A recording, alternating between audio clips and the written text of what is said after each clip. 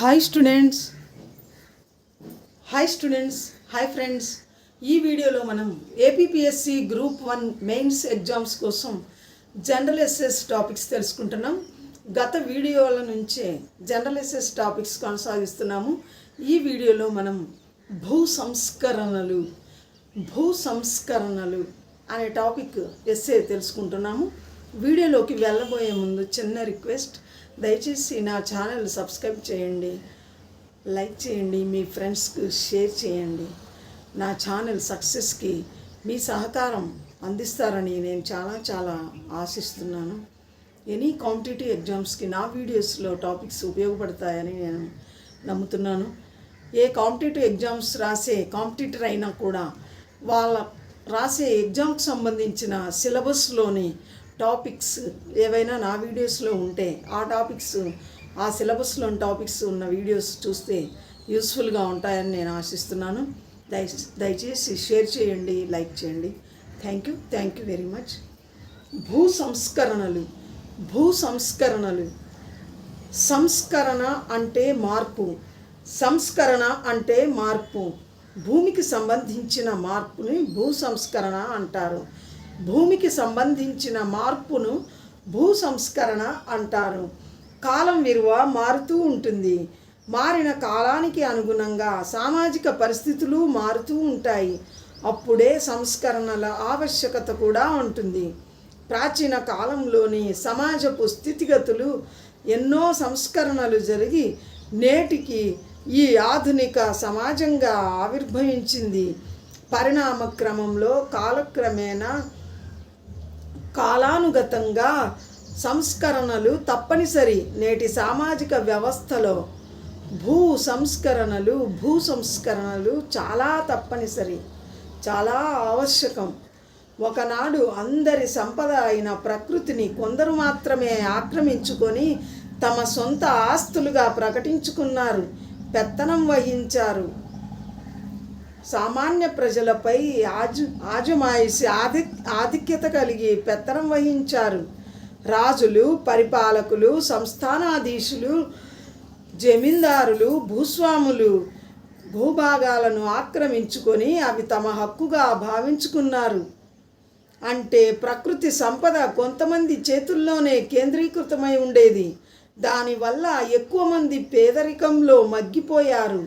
భూ ఆక్రమణదారుల దయాదాక్షిణ్యాలపై సామాన్య ప్రజలు ఆధారపడే దుస్థితి ఆనాటి నాగరికతలో ఉండేది.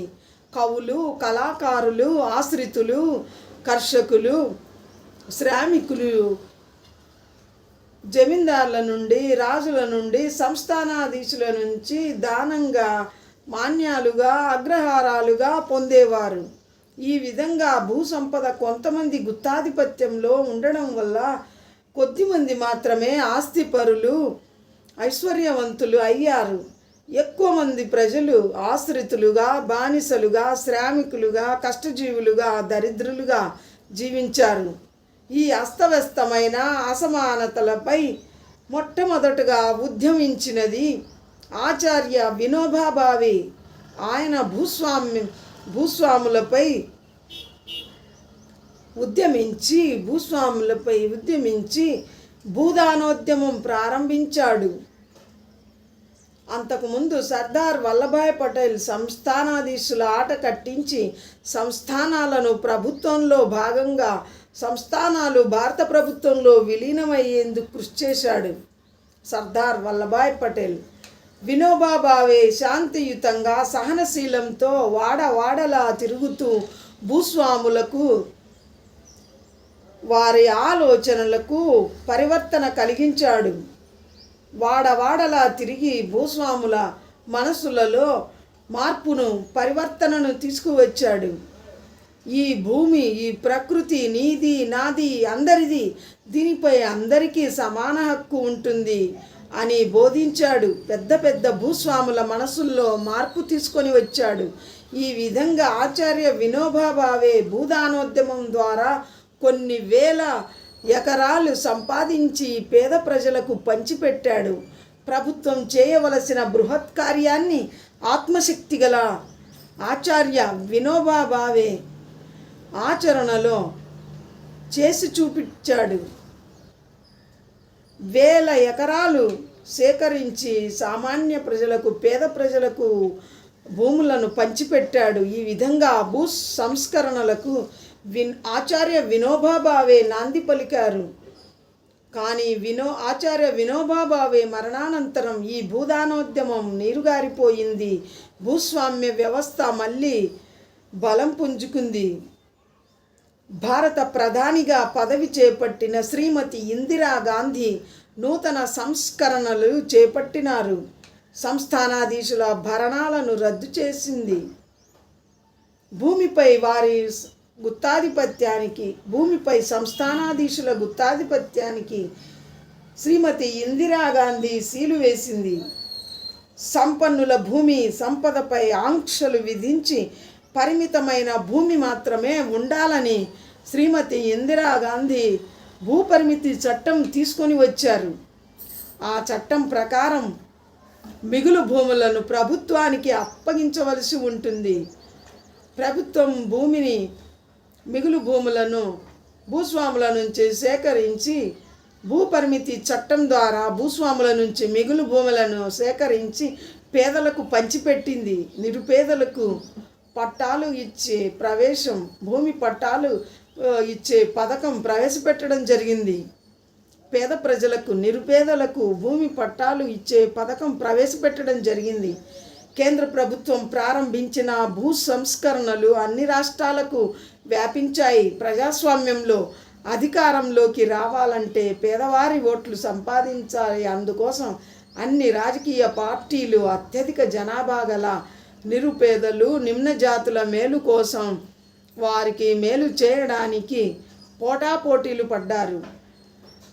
అందుకు భూ సంస్కరణలు చేపట్టి మిగులు భూములను సేకరించి, బంజరు భూములను సేకరించి నిరుపేదలకు, అట్టడుగు వర్గాలకు ఆయా పార్టీలు, రాజకీయ నాయకులు, అధిక రాజకీయ పార్టీల వారు అట్టడుగు వర్గాలకు భూములను పంచిపెట్టారు. భూ సంస్కరణలకు నడుం బిగించి ఉద్యమించిన వారు, భూ పోరాటాలను, రైతు పోరాటాలను నడిపిన వారు కమ్యూనిస్టులు. సామ్యవాద సిద్ధాంతకర్త అయిన రష్యాలోని కార్ల్ మార్క్స్ ప్రతిపాదించిన కొత్త సిద్ధాంతాలను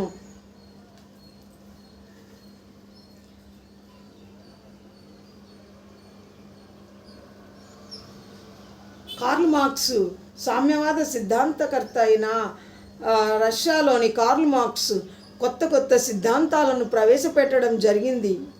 పెట్టుబడిదారీ వ్యవస్థను, బూర్జువా వ్యవస్థను నిర్మూలనం చేయాలని సామ్యవాద సిద్ధాంతకర్త కార్ల్ మార్క్స్ ప్రతిపాదించారు. సమాజ వ్యవస్థ ఏర్పడితేనే మానవులంతా ఒక్కటవుతారని, సుఖ సంతోషాలతో జీవిస్తారని ప్రతిపాదించాడు. మార్క్సిజం ప్రకారం రష్యాలో భూసంపద ప్రజలందరిదీ అయింది. రష్యాలో కార్ల్ మార్క్స్ ప్రతిపాదించిన మార్క్సిజం ప్రకారం రష్యాలో భూసంపద ప్రజలందరిదీ అయింది. కొన్నాళ్ళు భూతల స్వర్గంగా రష్యాలో గడిచింది. అది చూచి మన దేశంలో కూడా కమ్యూనిస్టులు భూ పోరాటాలు సలిపి ప్రభుత్వానికి కమ్యూనిస్టులు చేయూతనిచ్చారు. దాని ఫలితంగా భూస్వాముల ప్రాబల్యం తగ్గింది. దున్నేవానిదే భూమి అనే నినాదం మార్మోగిపోయింది. దున్నేవానిదే భూమి అనే నినాదం భారతదేశంలో మార్మోగింది. శ్రమ ఎవడిదిరో, సిరి ఎవడిదిరో అనే తిరుగుబాటు బయలుదేరింది. సహకార రంగం అవతరించింది. భూ సంస్కరణ చట్టం అమల్లోకి వచ్చినా కూడా భూ సంస్కరణ చట్టంలోని లొసుగుల వల్ల కొందరు భూస్వాములు ఇంకా భూ సంపదను అనుభవిస్తూనే ఉన్నారు. భూ సంస్కరణ చట్టం వల్ల మొత్తానికి కొన్ని కోట్ల మంది పేద ప్రజలకు భూమి లభించింది. పంటలు పండించుకొని స్వయం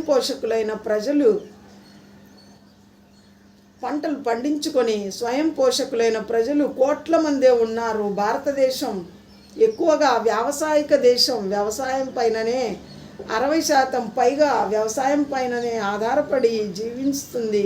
భారతదేశానికి ప్రధాన ఆదాయ వనరు వ్యవసాయం మీద నుంచే, వ్యవసాయ ఉత్పత్తుల నుంచే భారత ప్రభుత్వానికి ఎక్కువగా ఆదాయం సమకూరుతుంది.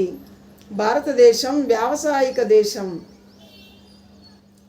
భూ సంస్కరణల చట్టం అమల్లో ఉన్నా కూడా ఇంకా పరిమితికి మించిన భూమి కలిగిన వారు ఇంకా ఉన్నారు. చాలామంది ట్రిబ్యునల్స్ను, కోర్టులను ఆశ్రయించి రాజకీయాలు చేశారు. బినామీ పేర్లతో భూములను ఇంకా అనుభవిస్తూనే ఉన్నారు. ఈ దుస్థితికి రాజకీయ నాయకులు కూడా కొంత కారణమని ఒప్పుకొనక తప్పదు. ప్రతి వ్యక్తికి జీవిత అవసరాలకు భూమి కావలసిందే. అయితే అవసరాలకు మించిన భూమి ఉంటే పెత్తందారుడవుతాడు. సామాన్య ప్రజలపై అజమాయిషి పెత్తనం చెలాయిస్తాడు. భూస్వామిగా పరిణమించి భూస్వామిగా పేదలపై పెత్తనం చెలాయిస్తాడు. అప్పుడు అందరినీ శాసించి బాధిస్తాడు.